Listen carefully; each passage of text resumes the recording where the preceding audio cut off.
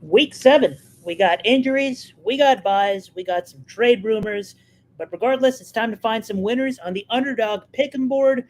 This is the Player Profiler Pick'em Power Hour, starting now.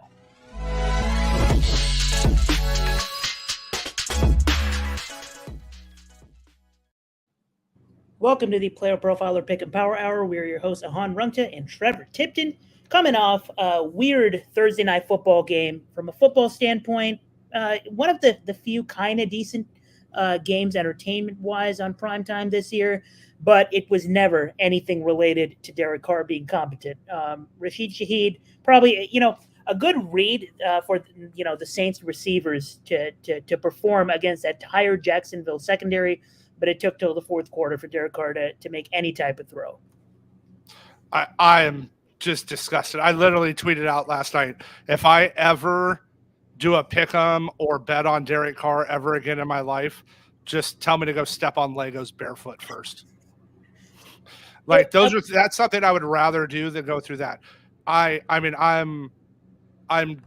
was so frustrating. And Shaheed had a ton of targets. Like if you tell me he gets that target volume, I don't think there's any way, right? Jacksonville, you just said it. They're at the end of that gauntlet. They're tired. And I personally, on the betting side, we bet Derek Carr for over 2 TDs.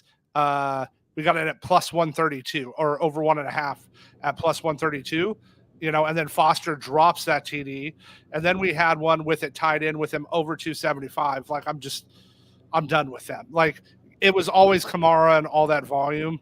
And if we could have taken Shaheed's receptions on pick'em, I would have, but that option wasn't there for us with underdog, so we went with the yards and we ended up where we were. That was just I'm annoyed. On a good note, I like seeing Trevor Lawrence run.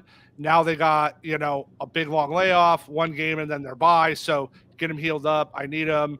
And the question is now, I want to talk a little fantasy for a sec. Are you starting Calvin Ridley moving forward if you own him? I'm not.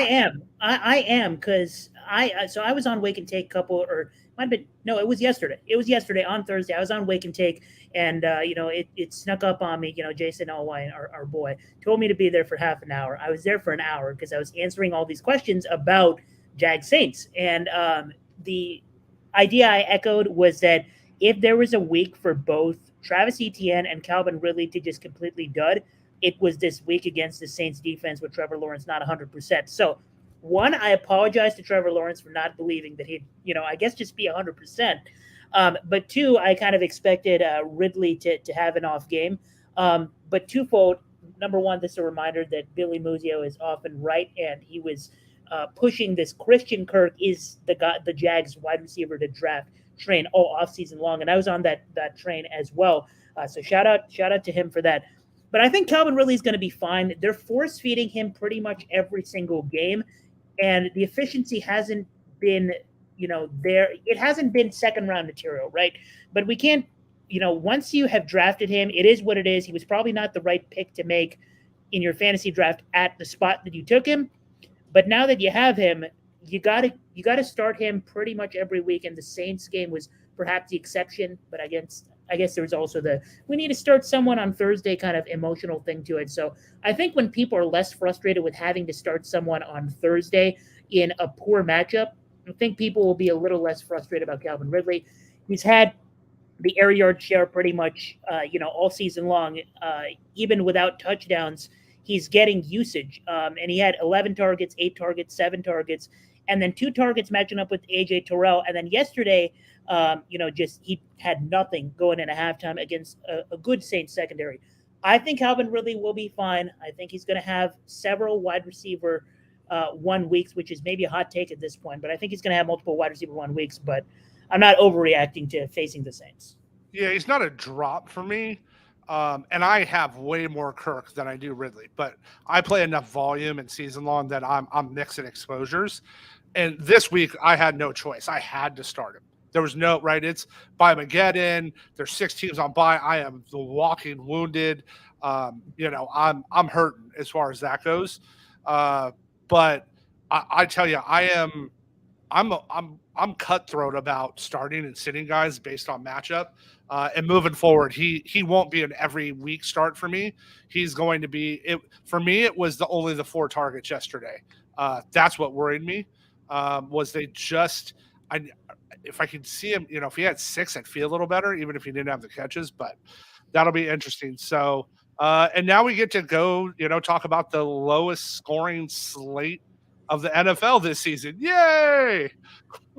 As you can see, we are bursting with enthusiasm. We can't wait to dive into slate. But yeah, I guess just to close the Thursday Night Football conversation, I think the Saints kind of giving respect to Calvin Ridley and his skill as being the most talented guy in that Jacksonville offense is kind of why Christian Kirk got freed for that touchdown. They were so worried about Calvin Ridley, and which is why I was, Christian Kirk was, I think, my highest exposure middle round player in fantasy football this season, just because I knew that a lot of players on this Jacksonville offense would thrive, and even Evan Engram, who I haven't necessarily been a huge fan of, he's producing because he's getting those wide open passes, and obviously Trevor Lawrence on one leg at this point is, definitely better than Derek Carr and maybe a top 10 quarterback even on one leg.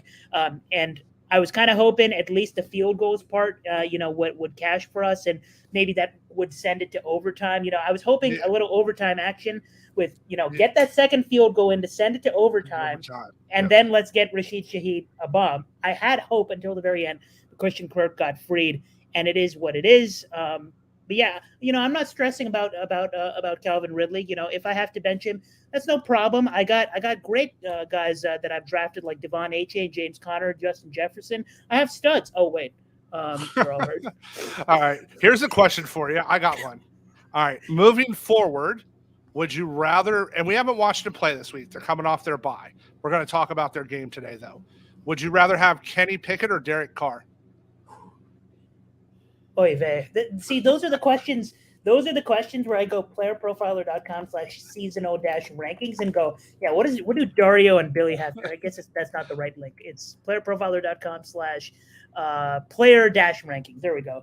And I was like, okay, what do Dario and Billy have to say about this? I will say, I wasn't necessarily as high on Kenny Pickett. I was not high, at all. You weren't the Podfather? Relative to the Podfather, like, who still thinks Kenny Pickett is gonna break out, but I do like Kenny Pickett this week, and I think we're gonna see some overreactions because I think we get a good week out of Kenny Pickett. Coming off the bye, Deontay Johnson's back, and maybe he's not 100%, but I think that offense as a whole, at least the line on Vegas for this game is suggesting that we could get a competent 4 quarters out of the Steelers offense. I, as a fan, I kind of wanted to see Jameis halfway through that game. Just like, can we get, some bombs to Shaheed, really? Get Jameis in this game. I think I'd take, ceiling wise, I'd take Derek Carr, just because, rest of the season, just because they're going to be passing the ball a lot with him. And I don't want to trust Mike Tomlin, for my fantasy team. He's going to, yeah, I just can't. Unless we see the huge rushing upside from Kenny Pickett that the Podfather has promised from us, I'm not buying in quite yet. Well, this is the dream spot. We'll talk about it. This is the dream spot for him to get those rushing yards. So we'll see what he can do there. Yeah, and we're definitely gonna dive into this game, with your picks. But let's just dive into this Week 7 slate. A bird's eye view. Spoiler alert: this slate sucks. You know what? We have some of the lowest Vegas totals on the slate that you will see all season long. And Trevor, you're going to be on the our DFS show later on today with Chase Vernon, and you're going to dive into the DFS part of this. We kind of approach these, in similar ways. You approach the pick'ems in a similar way that you do the DFS, and I'm going to target, with one of my picks, an extremely ugly game, and kind of show you a cool feature that Underdog has, in which you could still find value in these ugly games, especially because of suspect weather. But we're going to get into all of that and more. But before we get into the Week 7 picks, let's hear a word from Podfather. All right, I want to take a moment today to talk to you about data analysis. The data analysis tool, we listen to the users. What do you want? What do you need? And we made it happen. We added popular reports like a fantasy scoring report, air yards report. And if you want to create a new report, but you don't necessarily want to look through every field, we have quick results. Hey, show me the most popular passing data. Show me the most popular rushing data, fantasy data. Done. And the thing just is much faster than it's ever been. And the report builder got a lot easier. I mean, check this out. We break it down into offense, defense. Show me just fantasy data elements. And then when you get results, hey, show me by draft year. Let's take a look at just certain players that played a certain number of snaps or a certain number of games last year. This is the tool that so many of you have been asking for, plus a bunch of dream features that Billy wanted and Cody wanted and I wanted and Dario wanted. So go to the fantasy tools section, click on data analysis, or go to playerprofiler.com/data-analysis. We are back on the Player Profiler Pick and Power Hour. On Rungta and Trevor Tipton here. We're getting into the Week 7 picks on the Underdog Fantasy board. If you want to tail these picks or make your own or take advantage of some promos, you could tail us with promo code Underworld upon entry. You'll get a 100% deposit match up to $100 US. We're about to talk Week 7, as you can see on the board. For those of you who are watching Facebook, YouTube, we are talking about Week 7, and you can see some specials on the board that you can take advantage of. The biggest one being 100K Sundays. If you haven't been on the show before, essentially what this is you include your 100K Sunday special in any entry, and it doesn't even have to win, and you get entered into a lottery where you can win thousands of dollars. I think neither of us have won one of these lotteries yet, but if you follow Underdog on Twitter, they have been giving out tons of cash, and maybe you can be one of those lucky ones. Last week, the way I took advantage of my 100K Sunday, I don't know, Trevor, I don't know how you used it, but personally what I did was, we gave out the picks on the show for our main card, and I put a half unit as I always do. But what I did with the 100K Sunday special is, since I'm limited, usually to $10, and it looks like I'm going to be limited to 20 this week. But I put in I think it was a pick 4 or a pick 5, and I put in our 100K special, and I put in a bunch of picks from the Underdog Pick Generator, which we load every Thursday morning, and I made an entry out of that. One leg lost for me last week, and it was the 100K Sunday special. Oops! All my other picks were great, but I'm going to run it back this week. And if you have the DFS Dominator on the PlayerProfiler.com website, you can go over to the Underdog Pick Generator and find our early picks. And with that, we're going to transition into Week 7, and I'm about to pass it on to Trevor to start off with his picks. But one of the picks on the board is already gone. So we uploaded this an hour ago, and if you keep an eye on the DFS Dominator, you could have taken advantage of that pick, and it's now gone, which is why it's so crucial to have these, because by Sunday morning, almost none of these are going to be at the exact spot that we got them in, Thursday or, Friday morning. So you want to take advantage of these early, and I pivoted for my show picks on one of them on a spot I really like. But Trevor, start us off. Where you headed? All right. Well, I'm actually in the same boat as you last week. I used our Underdog Generator picks. I won on our show. I got both our picks. I won 4 out of 5, and the only pick that I lost was Ahaan's Jake Elliott of the Eagles not kicking any field goals. So I would like to remind him of that. I've already reminded him of that on the Wednesday show, but I would like to remind him that his pick did cost me $400. So and for those of you that do follow me on Twitter, I advertise my wins, but I also advertise my losses. Absolutely. And I advertised how much of a horror movie Week 6 was. And, it's tough that, right after the horror movie, we get this slate. So I can't, it's not the greatest view to redeem myself right away.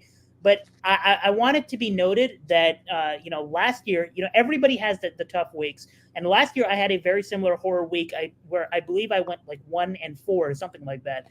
The week after that, last year, it was week 10. I remember it vividly, and I went 5-0. So I'm looking for revenge, and I hope it comes this week. And it's going to be a movie if we get that redemption week on this slate. So I'm looking for it, and I'm looking for that Jake Elliott redemption. So yeah, sorry to interrupt, but No, My we're good. apology is now public. Yeah, no, same. Listen, I like I said, I talked about earlier. I tweeted out last night. I had stuff on Derek Carr and I lost. We were over 1.5 touchdowns and I missed. So, just like Foster, it just went right through his hands. Kind of how that money went through my bank account. That's how I felt last night. Well, we're gonna pick on some. I'm gonna use real DFS theory here and pick on one particular game. We're going to go to the Pittsburgh LA game this week. So one of the advantages with underdog and with pick'ems is you can target games. You can game stack them. This is DFS style. So I think that's one of the better ways to play this. And the first spot we're going to start on the LA side. We're going to go with Puka Nacua over 5 receptions. Now, why am I targeting him and not Cooper Kupp? Let me explain why. I think it'd be pretty straightforward. First, Pittsburgh is currently giving up 12.29 yards per reception. That's third worst in the NFL. They've given up over 1,300 yards in only 5 games. It's just wow. I mean, so basically they're giving up 265 yards a game to wide receivers. That's not running backs and tight ends. They're giving up 265 yards a game in receiving to wide receivers. So those are situations we love to target. What do we know about Los Angeles this week? Good luck figuring out who's starting at running back and who they're going to use. Darrell Henderson is signed off the street. He obviously knows the offense. You have Evans. It's just a mess. So why would they go try to attack the run game when they have Kupp healthy and they now have Puka, who has proven to be a legitimate wide receiver 1 target option in that offense while Cooper was out. So since his return, Nacua has actually run more routes than Cooper and has 18 targets. That's only a couple less than Kupp in these 2 games. And he has 11 receptions in the 2 games with Kupp back. He gets what I think is a dream matchup for him. And he gets Patrick shell of his former self, Peterson, this week. Now, listen, I love Patrick Peterson, all-time shutdown corner. Patrick Peterson is not the 24-year-old Patrick Peterson that we have right now. And today, he was limited at practice. So even if he does go now, we know he's dealing with an injury. He was limited at practice today. Those are things I want to see.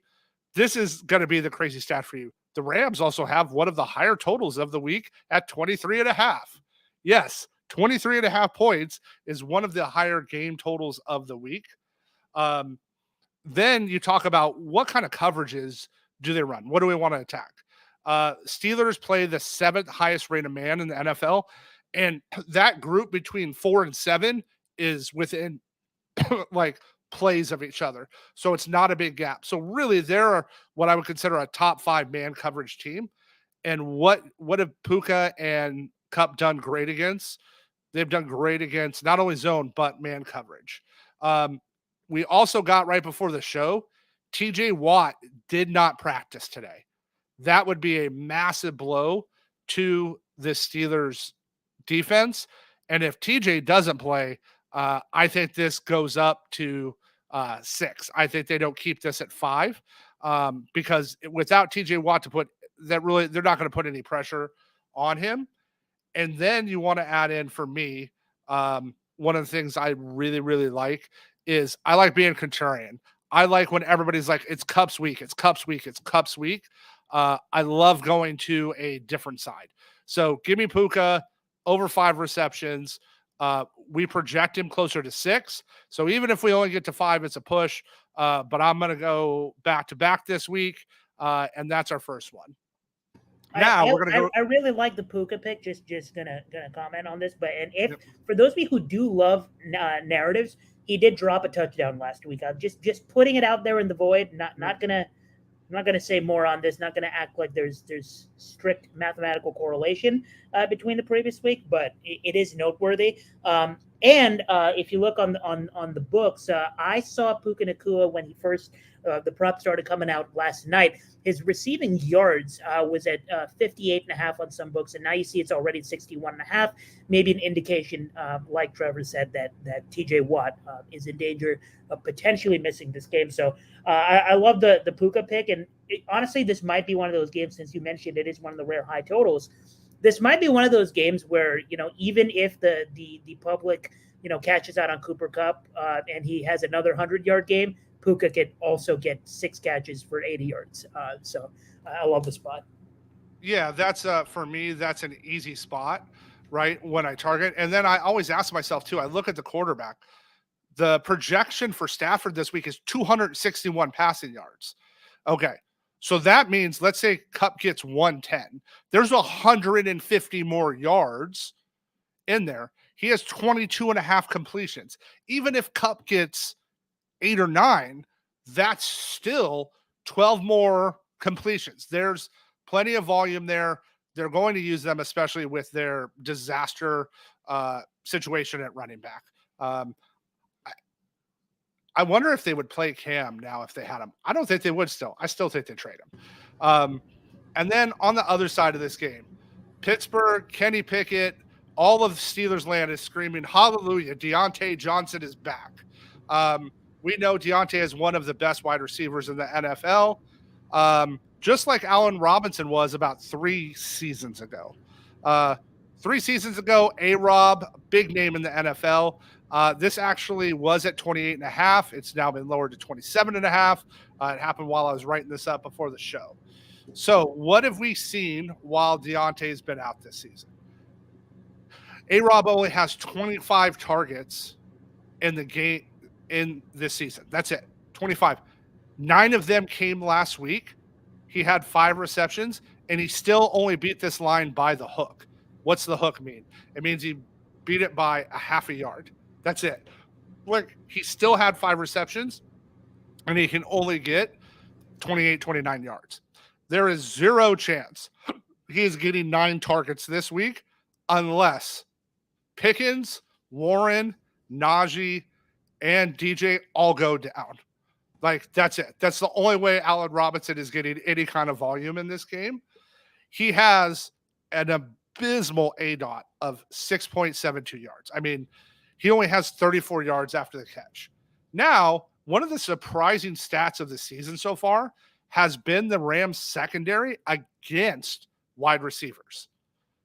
They're allowing only a 54.2% catch rate to wide receivers, and they've only given up 1 touchdown to wide receivers this season.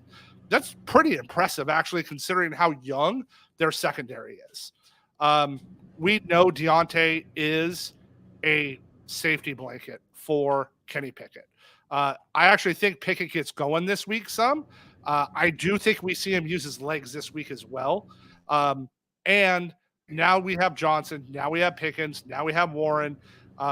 Even with Pat out, they're not going to use A-Rob here for me. One of the other things that, like, just I want you to think about too, with how bad Pickett has been coming into this, we're talking a little bit.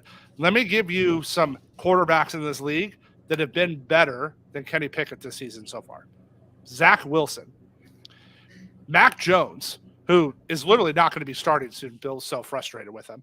Joshua Dobbs, Ryan Tannehill, even Baker Mayfield has been better this season. So Pickett has not been good to start. And I think part of that has been because Deontay hasn't been in. We know how good Deontay is at running routes. His separation is elite in this league.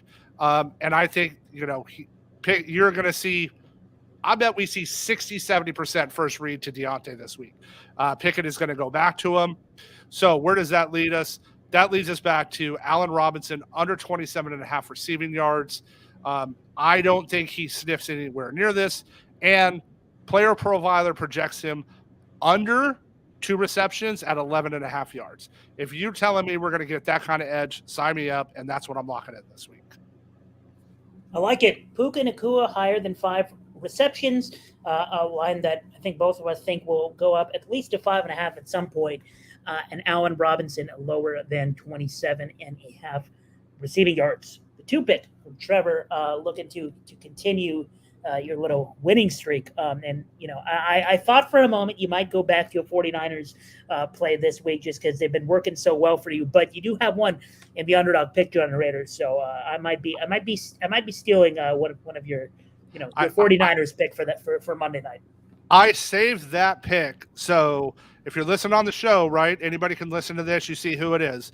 But if you sign up for the DFS Dominator, I saved that pick. It is my favorite pick of the week. I don't care what pick'em it is. It's literally my favorite pick'em is that.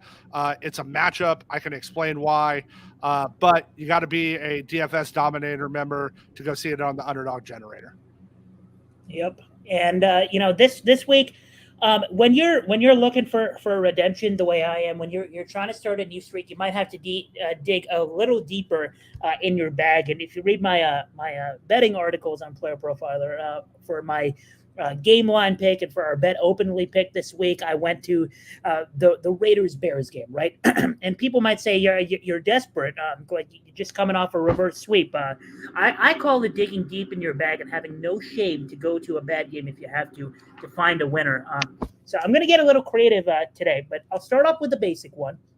So I'll just say one of the picks that's already off the board on the underdog board. But if you got it in with about an hour before the show started, we uploaded pick'ems on the DFS Dominator. And if you happen to get in the action early, you had about 45 minutes since we released that and since when it got taken out off the board. And it was Kenneth Walker, higher than half a rushing plus receiving touchdown. Underdog removed it off the board because it started getting juiced to minus 200 on sports books. And that to me was an absolute steal. And I if the show was half an hour earlier, you guys would have been able to lock that in with us. But I'm staying with Kenneth Walker because I think there's another line here that's not adjusted enough, and it's the higher than 71.5 rushing yards. Now that might seem like a lot. I'm not the guy usually that just takes hires on stars or hires on high usage players all the time, as a lot of people do. But in this spot, it makes so much sense.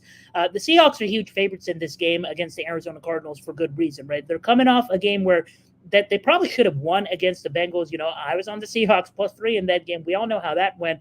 They produced by the Bengals in yards by almost 150 yards, but they choked in the red zone. They pulled the Saints in the red zone all game long and couldn't finish off those drives. And in this matchup in Week 7, DK Metcalf is banged up, as he often is. I mean, he's going to play, but he's banged up. And Tyler Lockett is banged up. And you know what Pete Carroll likes to do, even when they're all healthy, is you lost a game. We're going to go back to the fundamentals. We're going to go old school football, and we're going to run the football. Not ideal for my DK Metcalf shares or my Jackson Smith and Jigba shares or my Tyler Lockett shares, but ideal for this spot because Kenneth Walker is not just a guy that's going to be high workload because of the game script, but also his backup, Zach Charbonnet, did not practice today, and he's doubtful for Sunday. So if this is not a spot that screams 20 carries potentially for Kenneth Walker, I don't know what is. And that's why this line is up to 75.5 on some sports books. The over 71.5 is juiced to minus 130. So I'll gladly take against this Arizona Cardinals defense. That's a complete mismatch for the Seahawks. I'm going to take Kenneth Walker higher. Arizona is the number 30 ranked run stop win rate defense, and Seattle is the number 7 ranked run block win rate offense. So this is a matchup where Kenneth Walker should be able to run wild, and he's already gotten high volume, and he should be the volume should be even higher here. So I'll take Walker. I love the Walker spot this week. I think it's a great DFS spot. Like you just said, I mean, Arizona is also the 3rd worst defense in the league for fantasy versus running backs. There's just so much upside here. I think they're going to take advantage, and you broke it down really well. This is someone that I'll personally be playing in DFS this week myself. That's what we like to hear. And for the other spot, to pair with this, I'm getting a little creative here. So I love it, by the way. I love this pick. So this is what I want to hear. And it's funny because the last time I attacked the strategy was last year.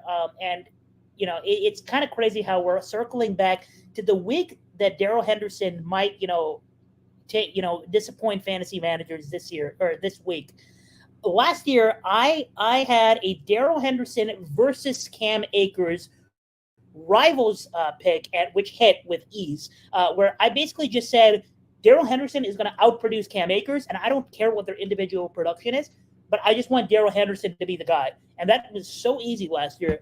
I'm going back to a similar kind of spot, but I'm taking some receivers. So on the underdog pick'em board, where you pick your higher than and lower than, you look on the left, there's another menu called Rivals. And Rivals, for any sport basically means they give you two guys and they go head to head. And it doesn't matter what their actual production is. You're trying to pick which one is going to beat out the other. And it's a head to head, and that's all it is. So for my second pick, you'll see some of these, passing yards, and you kind of have like a spread here with Desmond Ridder, right? So like Desmond Ridder, he gets a 10.5 passing yard handicap. So it's kind of like picking against the spread, but for player pick'ems. And I'm going to this Washington Commanders versus Giants game. And I know there's a spot you like, Trevor, which is Jahan Dotson. This is the time to fade. And so the way I'm fading Jahan Dotson is I'm taking Logan Thomas head-to-head higher on receptions than Jahan Dotson. So why do I love this spot? So one, if you look on the sports books, Logan Thomas's receptions line is higher, right? On some books, Logan Thomas is at 3.5 and Jahan Dotson is at 2.5, but juiced. If you go on FanDuel, the higher than or the 3+ receptions on Jahan Dotson is -180, but the 3+, the 3+ on Logan Thomas is -180, but the 3+ on Jahan Dotson is -150. So the books, head to head would pick Logan Thomas here, and I'm on the same train. The Commanders-Giants game might be ugly. There might be bad weather. We might get a bad Sam Howell game, but we don't care if Jahan Dotson has 0 catches and Logan Thomas has 1. We don't care if Jahan Dotson has 4 catches and Logan Thomas has 6. We just want Logan Thomas to be more of the guy for Sam Howell than Jahan Dotson. You look at since when Logan Thomas returned 3 weeks ago, he has more targets he has more receptions in 2 out of the 3 games than Dotson. He has at least as many targets than Dotson in 2 out of the 3 games. And this matchup against the Giants, their defense, we all know has not been great recently, but they have been promoting low ADOT guys. Defensive average depth of target wise, they're actually bottom 6. And as coincidental as it may be, their defensive average depth of target this year is 6.6 yards. Jahan Dotson for wide receiver, he doesn't have a high ADOT at all. It's actually 8.1 yards. But Logan Thomas, his average depth of target, 6.6 yards. So for the short yardage situations, in case we get suspect weather, which it looks like in New Jersey, it not only might rain, but it also might be 15 miles an hour wind up.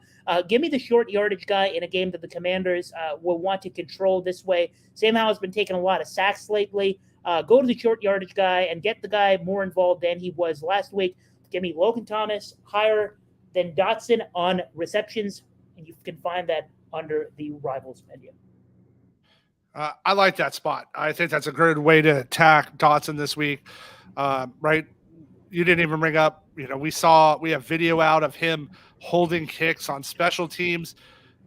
Remember, guys, he was the 15th pick in the draft.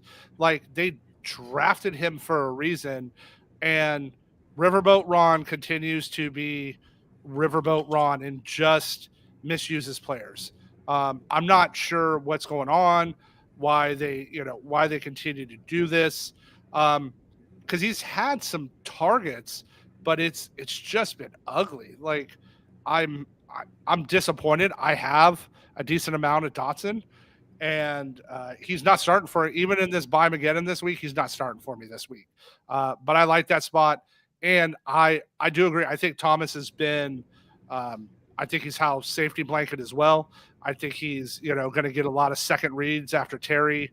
And really for me, Dotson is now what I would consider the 5th option of this offense. You got McLaurin, you got Samuel, you got Thomas, and you got Gibson out of the backfield.